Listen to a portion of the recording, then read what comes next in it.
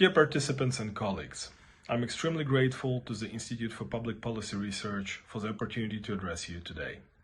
It makes me proud to see that the issues of anti-corruption policy, fighting money laundering and sanctions evasion remain a focus for the UK's top experts and policymakers.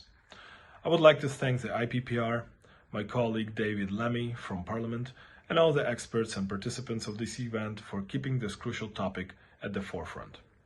We all remember when Russians cheekily referred to London, the great capital of your great country, as Londongrad, due to its appeal to the oligarchs. For years, various corrupt officials, their proxies and affiliated groups have used their influence to turn other countries into heavens for their illicit money. This issue isn't unique to the UK, but affects numerous countries facing significant pressure. Just as Russians bomb Ukraine with missiles, transnational corruption and autocracy attack democratic nations with dirty money, exploiting legal loopholes, and using bribery and blackmail as tools of war to undermine democratic processes. In my view, the UK has emerged as a leader in combating corrupt money flows. The Economic Crime Transparency and Enforcement Act, fast-tracked through Parliament in 2022, is a significant step forward. Your efforts have also helped elevate these issues to an international level. Recent years have shown a marked increase in the fight against financial crime, corrupt asset flows, and sanctions evasion. We have progressed from base erosion and profit-shifting initiatives to creating new tools, like the Repo Task Force, which has already helped freeze over 30 billion pounds of assets in Western jurisdictions. I am pleased to see Nigel Mills, MP, the co-chair of the APPG on anti-corruption and responsible tax, here today, who is doing phenomenal work within Parliament. As head of the committee responsible for foreign investments and a member of the Yermak-Makfol Working Group on sanctions, I understand the challenges of ensuring that our mechanisms work efficiently, targeting corrupt officials and Russian insiders without hindering economic development through excessive regulatory burdens. Today, in Britain and around the world, hundreds, perhaps even thousands, of top-notch lawyers and policy experts are working to strengthen our common effort to combat the money of autocrats and their proxies. This fundamental work deserves to be recorded in history books. With many tools now available to identify suspicious assets and funds, it is crucial to address what still allows a certain circle of corrupt individuals and war sponsors to circumvent sanctions. This relates directly to what we cherish and are proud of, the rule of law, and full compliance with legal procedures. The UK, like any democracy, rightly prioritizes the law. However, we must not forget the predatory individuals we are dealing with. Russian officials and oligarchs see our adherence to the legal processes not as a strength of democracy, but as a weakness to exploit. Recently, we have seen oligarchs and those associated with power challenge the imposition of sanctions by exploiting legal loopholes.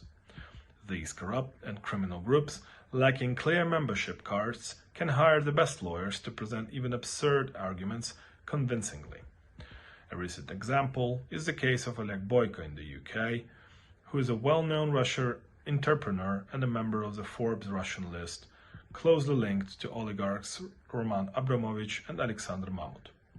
Additionally, there is high probability of his alleged connection with the Solntsev organized crime group and its leaders, Sergei Mikhailov and Semyon Mogilevich, the latter being wanted by the FBI for 6 years. On 19th of October 2022, Ukraine imposed sanctions on Boyko.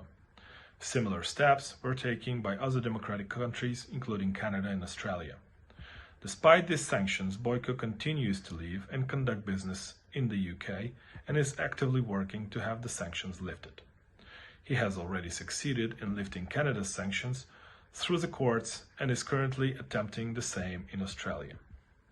Neither Western sanctions nor his mention in the US Senate investigation as someone who, with Russian special services, interfered in Moldovan elections has hindered his business activities in the UK. Why?